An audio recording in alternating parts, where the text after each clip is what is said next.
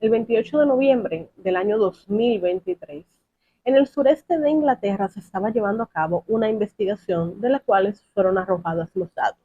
Se encontraron serios problemas en algunos de los hospitales del lugar, dado que las deficiencias de estos lugares permitían que sujetos como David Fuller pudieran acceder a estos lugares, a estos hospitales, para ejercer la necrofilia. Muy buenos días, mi nombre es Hipofilia Castillo, soy psicóloga forense y bienvenidos a un episodio más de La Libretita de la Loca. Retomando el tema, volvemos a quién es David Fuller. David Fuller fue un electricista que trabajaba en dos hospitales. En esos dos hospitales, pues él se dedicó a ejercer la necrofilia. La necrofilia es toda actividad sexual posterior a la muerte de una persona, abusos, violaciones, o sea, relaciones sexuales con cadáveres, a resumidas cuentas. Un poquito más adelante vamos a estar hablando de lo que es la necrofilia y las características de la necrofilia. Sin embargo, vamos a entrar un poquito antes a quién es David Fuller. Miren, para el 2020, este sujeto se le encontraron pruebas suficientes para sentenciarlo y enjuiciarlo por dos cargos de asesinatos. Una joven de 25 años fue su primera víctima, la segunda fue una joven de 20 años. Ambas fueron golpeadas y estranguladas para posteriormente ser agredidas sexualmente. Como vemos, este sujeto agredía sexualmente siempre después de la muerte del sujeto. O sea, la necrofilia estaba muy marcada en su persona. Esto fue en el 2020. En el 2021, pues se le encontró culpable de unos 51 delitos, de los cuales fueron imputados. De estos 51 delitos, 44 cargos de ellos eran básicamente por tener unas 78 víctimas en diferentes depósitos de cadáveres. Posterior a eso se le encontraron unas cuantas víctimas más, unas 16 víctimas, y actualmente pues la investigación se llevó a cabo para ver cuáles eran las deficiencias de los lugares donde él estaba accediendo que permitían que estos sujetos pudieran ejercer la necrofilia en dichos lugares. ¿Qué sucede? De estos 44 cargos y estas 78 víctimas que él tenía, él realizaba filmaciones.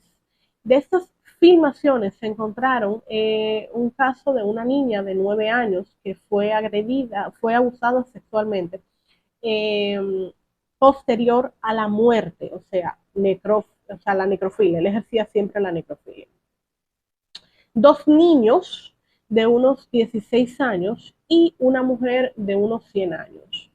Este sujeto duró unos 15 años ejerciendo este tipo de actos. O sea, lo increíble de este caso es que un sujeto pudiera durar 15 años ejerciendo la necrofilia y nunca fuera atrapado. La cantidad de víctimas que él acumuló fue más de un centenar. Específicamente se han registrado unas 102 víctimas, pero los abusos y las agresiones llegaron a un total de unas 140 repeticiones, lo que quiere decir que con muchos de estos cadáveres, pues él ejercía la necrofilia repetidas veces. Cuando este sujeto fue encontrado culpable, se le sentenció a 2 cadenas perpetuas. Un sujeto de 69 años actualmente, con 2 cadenas perpetuas, aparte de 12 años extra por ejercer la necrofilia. Se no va a salir nunca. Volviendo al tema.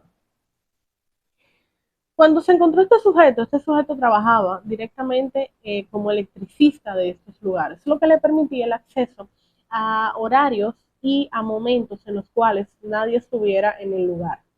Esta fue una de las deficiencias encontradas. Sin embargo, todas las informaciones arrojadas que dieron a luz a través de la investigación y que permitieron que este sujeto tuviera acceso a estos cadáveres no han sido presentadas en su totalidad. Esto va a ir saliendo un poquito más adelante. Las dos víctimas condenadas, o sea, las dos víctimas por las cuales él fue condenado por asesinato, ocurrieron en 1987. Ahora bien, ¿qué es la necrofilia? Como dijimos ahorita, la necrofilia es las relaciones sexuales con cadáveres. En este tipo de casos se presenta una gran fijación con el tema de tener relaciones a través de la inanimación, o sea, un sujeto que no puede moverse, un sujeto que no tiene movilidad, y eso va muy asociado a este tema. Una evolución que se observa a través de la necrofilia, no es este el caso, pero una evolución que se ha observado a través de la necrofilia son estos sujetos que drogan a las víctimas, inmovilizan a las víctimas y administran sustancias que impiden que esta víctima tenga movilidad para ellos poder hacer lo que quieran. En el caso de estos sujetos, pues es un proceso previo que se da a lo que es el tema de la necrofilia. Muchos de ellos no tienen acceso a esto. Sin embargo, aquí se dan dos casos básicos. Cuando el agresor conoce a la víctima y cuando no conoce a la víctima. Recordemos que independientemente de que el sujeto esté muerto, pues sigue siendo necrofilia y sigue siendo un delito. Gracias. Cuando los sujetos conocen a la víctima, usualmente mantienen una fijación con estas víctimas o lo hacen en ocasiones por venganza o por despecho, dado que nunca pudieron llegar a tener ningún tipo de relación con esta. Cuando no la conocen, generalmente es cuando en su mayoría abarcan una gran cantidad de víctimas y van acumulando, como es el caso de David Fuller, que iba acumulando y llegó a más de un centenar de víctimas.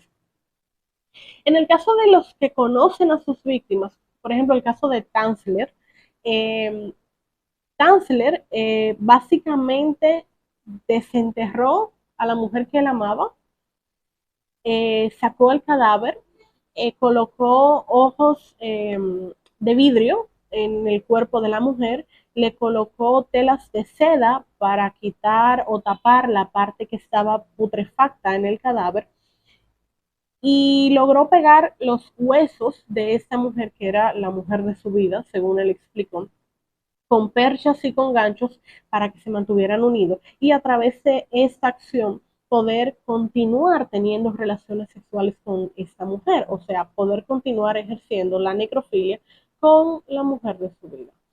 La necrofilia no siempre es un acto hedonista. Es un acto hedonista, es básicamente por búsqueda del placer, ya sea el placer por, como dijimos ahorita, venganza hacia la víctima, nunca me diste lo que yo quise, nunca pude tener un contacto directo contigo, pues lo hago después de tu muerte. En muchas ocasiones es simplemente un caso hedonista, en donde se ve incluso en su mayoría que se llevan pues trofeos de dichas víctimas. Estos trofeos, como es el caso de las filmaciones de David Fuller, por ejemplo, eran trofeos como mecanismo de poder recordar el hecho que cometieron en contra de esta víctima y rememorar la acción que llevaron a cabo. Para ellos esto es una satisfacción a su ego, una victoria a su ego y una forma y un mecanismo de mantener el control. Dicho control va muy asociado a características de personalidad de estos sujetos, en donde en ocasiones nos encontramos o personas que fueron rechazados o personas que se criaron con una muy baja autoestima e incluso se han encontrado casos en donde el rechazo de ambos padres era muy fuerte hacia estos niños y ellos no encontraban un mecanismo de llamar la atención. Se criaron con características de problemas de satisfacción, de problemas de ego, se crían con ciertas inactividades, se crían con un intento de mantener el control y pues este es un mecanismo que utilizan para ejercer ese control que necesitan a nivel social y el control que necesitan con las víctimas para satisfacerse, no solo sexualmente, sino también emocionalmente.